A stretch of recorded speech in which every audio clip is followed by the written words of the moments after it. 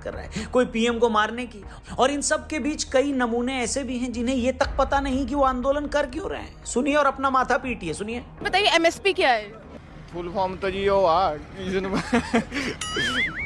आपको पता है क्या है फुल फॉर्म? ना फुल फॉर्म नहीं जी, मानू पता है। जो एमएसपी है, जैसे आग नहीं लगाने देते, ये उसका केस डाल देते हैं। नहीं, ये एमएसपी में नहीं आता है। उठा ले रे देवा, उठा ले रे बाबा। एमएसपी की मांग को लेकर आंदोलन कर रहे हैं और इन छर्रों को यही नहीं पता कि एमएसपी होता क्या है। इसी से आप अंदाजा लगाइए कि लोगों का ब्रेन वॉश करना कितना आसान है। उन्हें बस ये पता है कि आंदोलन करना है, ट्रैक्टर पर बैठकर दिल्ली जाना है, पुलिस से भिड़ना है, मोदी को गाली देनी है, मगर बेचारों को बस ये नहीं पता कि वो आंदोलन कर काहे को रहे हैं। क्या बात है सर, क्या बात है सर। आंदोलन क्यों कर रहे हैं, क्यों?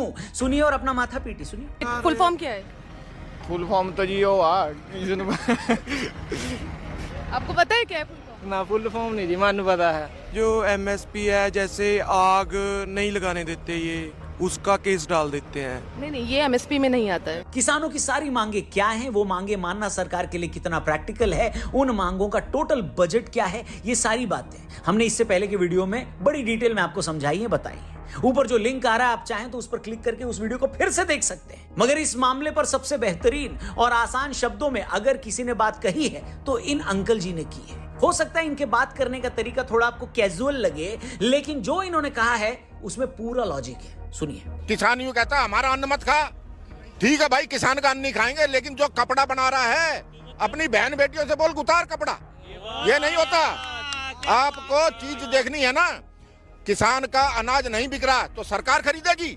मेरा रेस्टोरेंट नहीं चल रहा, ग्राहक सरकार भेजेगी। रिक्शा वाले का, ऑटो वाले का टेम्पो नहीं चल रहा, सवारी नहीं आ रही, सरकार भेजेगी। नहीं सर, कपड़ा बेच रहा है, कोई जूते बेच रहा है, कोई चप्पल बेच रहा है, कोई जीन्स बेच रहा है, हर आदमी मेहनत कर रहा है। और ये बात इन दिनों बहुत सारे लोगों ने कही है। उनका कहना है कि अगर किसान एमएसपी की मांग कर रहे हैं तो कुछ फसलों तक इस बात को समझा जा सकता है, मगर जब वो सभी 23 फसलों के लिए एमएसपी की मांग करते हैं और बाकी शर्तें रखते हैं तो फिर सवाल उठता है कि सिर्फ किसान ही क्यों? काम तो कोई भी बड़ा छोटा नहीं है। अगर किसान देश का पेट पाल रहे हैं तो रिक्शा चलाने वाला भी अपनी तरह से देश की सेवा कर रहा है। एक जूता पॉलिश करने वाला भी जूते ठीक से पॉलिश करके देश की सेवा ही कर रहा है। ढाबा चलाने वाले लोग भी लोगों को खाना खिलाकर देश को आगे बढ़ाने में अपना रोल निभा रहे हैं। अगर किसानों को एमएसपी चाहिए तो इन बाकी के लोगों ने क्या बिगाड़ा है? कल को यह भी मांग कर सकते हैं कि जो काम हम कर रहे हैं हमें भी हमारे काम के लिए मिनिमम अमाउंट की सिक्योरिटी दी जाए। प्रमुख आर्थिक पत्रकार स्वामीनाथन अय्यर ने भी टाइम्स ऑफ इंडिया में छपे अपने संडे कॉलम में भी कमोबेश यही बात लिखी। मुझे नहीं पता ऐसा होगा या नहीं होगा,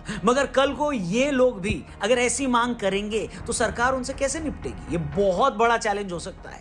मगर इतना जरूर साफ दिखता है कि बात अगर सिर्फ किसानों की मांगों की होती, वो मांगे मानना कितना प्रैक्टिकल होता, तो भी शायद हम एक सोल्यूशन की तरफ बढ़ सकते थे।